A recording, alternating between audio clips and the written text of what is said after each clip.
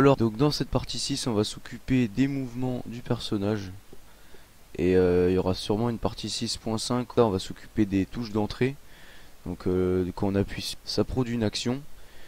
Et donc on va s'occuper des entrées dans la partie 6, et dans la partie 6.5 on va s'occuper des sorties.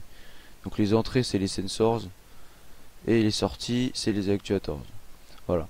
Donc tout d'abord on sélectionne notre joueur, hein, donc pas la caméra ou quoi, bien notre cube là comme on est, enfin notre joueur. Là on garde nos scripts qui sont là, on fait add sensor, on met keyboard pour dire que on va assigner une touche du clavier.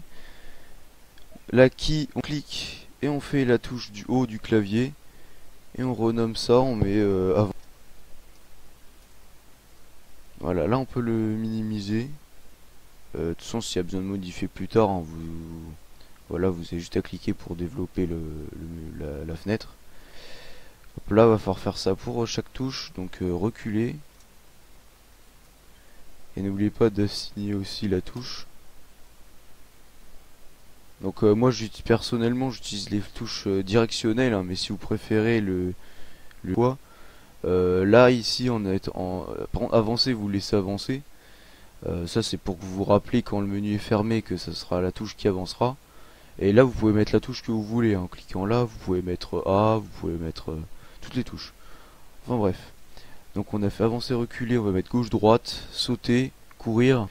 Pour se baisser, s'il y aura besoin dans le jeu, on l'ajoutera plus tard dans une prochaine vidéo. Vraiment, c'est pas du tout nécessaire, hein, même courir pour l'instant c'est pas essentiel, mais on va. Donc là on continue keyboard gauche. Hop là. Ensuite, keyboard droite. Hop. Ensuite, on va mettre sauter. Sauter, saut, ou vous pouvez rouler, hein. C'est juste pour que vous vous souveniez en fait que ça soit la touche assignée en fait. Sauter, moi je vais mettre contrôle. Et on va mettre courir aussi.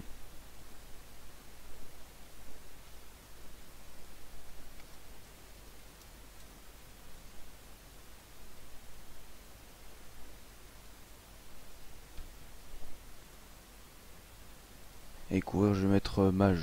Non, je vais mettre shift. Voilà, donc là ensuite pour gagner un peu de temps pour la prochaine vidéo, enfin la prochaine partie 6.5, on va aussi créer les contrôleurs. Par contre, vous trompez pas, mettez bien sur joueur. Vous faites pas add contrôleur là, faut faire add contrôleur sur joueur. Si vous le faites là, ça marchera aussi, mais c'est mieux de le faire sur le joueur aussi. Donc on fait and, and. Enfin, on a créé au même nombre qu'on a créé de sensors. Hop, hop, hop. Il en reste deux. Donc ça, vous pouvez aussi les renommer, hein, si excusez-moi, parce que à force d'en mettre, parce que là on en a pas mis beaucoup là. Par la suite dans le jeu, plus vous rajouterez des fonctions et plus il y en aura. Du coup déjà faudra commencer à agrandir la truc et tout, la page. Et le truc c'est qu'à un moment il y en aura tellement que si vous oubliez de les nommer, ou même ici, vous allez être perdu et vraiment tout va s'en mêler, tout va s'embrouiller, et ça va être super chiant à le début de renommer directement les fonctions. Donc c'est toujours AND, hein. Enfin la plupart du temps c'est AND, les autres c'est des fonctions plus poussées. Bon, à part Python, et ça c'est pour les scripts, mais bon. Hop. Donc voilà, on a fini cette partie 6 juste pour mettre les entrées. Donc dans la partie 6.5, on va s'occuper justement là de vraiment utiliser des déplacements. C'est notre perso, mais on va plus s'y pencher dans la partie 6.5. Donc là, si vous voulez faire avancer votre perso, c'est juste pour tester, voir si vous faites add actuator. Quand vous êtes toujours sur joueur, hein, évidemment, vous mettez motion, en anglais. On va mettre ça sur le avancé, hein. Hop là, on glisse là. Et donc après le truc c'est que c'est pour ça que je préfère faire dans une autre partie, c'est que je sais pas encore quel type de déplacement j'utilisais. Donc il y a soit Charac, ça c'est un déplacement qui est fait exprès pour les personnages, soit la méthode à l'ancienne, simple motion. Et là justement le problème qu'il y avait avant c'est que s'il y avait un mur, on pouvait travers.